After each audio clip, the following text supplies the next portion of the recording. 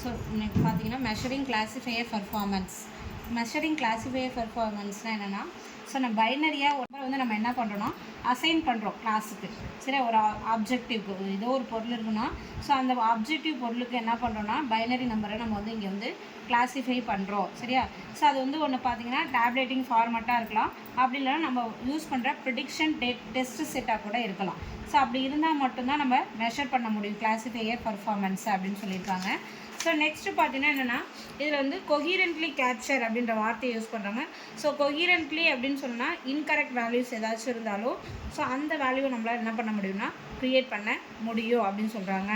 So next அப்படின்னு சொல்லி பார்த்தீங்கன்னா, ஸோ இந்த பைனரி கிளாஸிஃபைங்கில் பார்த்தீங்கன்னா ஒரு 4 டைப் இருக்குது. ஒன்று வந்து true positive, second one false positive, true negative and then false negative அப்படின்னு சொல்கிறாங்க.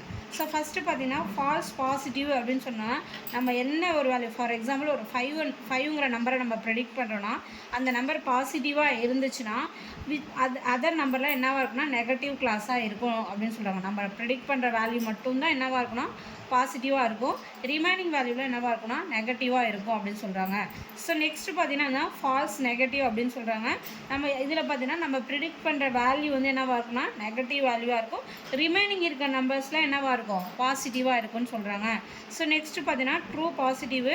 ஸோ இதில் வந்து எடுக்கிற எல்லா நம்பருமே என்னவாக இருக்கும் கரெக்ட்லி ப்ரிடிக்டடாக இருக்கும். நம்ம எந்த நம்பர் எடுத்தாலும் அந்த நம்பர் கரெக்டான ப்ரிடிக்டட் நம்பராக இருக்கும்.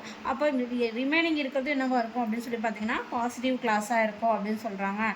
ஸோ நெக்ஸ்ட்டு ட்ரூ நெகட்டிவ் அப்படின்னு சொல்லி பார்த்தோன்னா இதில் கரெக்டாக ப்ரிடிக்ட் பண்ணுற வேல்யூவை தவிர மீதி இருக்க வேல்யூஸ்லாம் என்னவாக இருக்குன்னா நெகட்டிவ் கிளாஸாக இருக்குன்னு சொல்கிறாங்க. ஸோ அதில் பார்த்தீங்கன்னா நம்மனா ஃபஸ்ட்டு அக்யூரசி ரேட் கண்டுபிடிக்கணும் அப்படின்னு சொன்னால் அதுக்கு வந்து ஒரு ஃபார்முலா சொல்லியிருக்காங்க.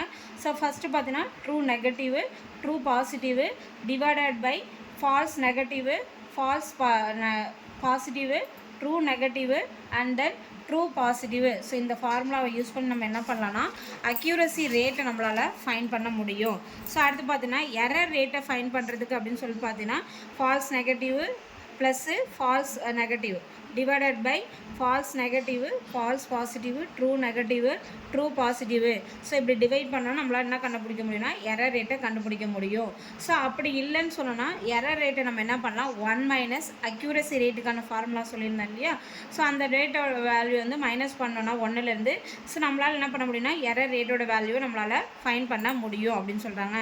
ஸோ நெக்ஸ்ட்டு பார்த்தீங்கன்னா ரீகால் அப்படின்னு சொல்கிறாங்க. ஸோ ரீகால் அப்படின்னு சொன்னால் true positive divided by true positive plus false negative. இது இருந்துச்சுன்னா நம்மளால் என்ன பண்ண முடியும் ரீகாலை நம்மளால் ஃபைன் பண்ண முடியும் அப்படின்னு சொல்லியிருக்காங்க. நெக்ஸ்ட் பார்த்தீங்கன்னா ஸ்பெசிசிட்டி. ஸோ இதில் true negative divided by false negative plus true positive.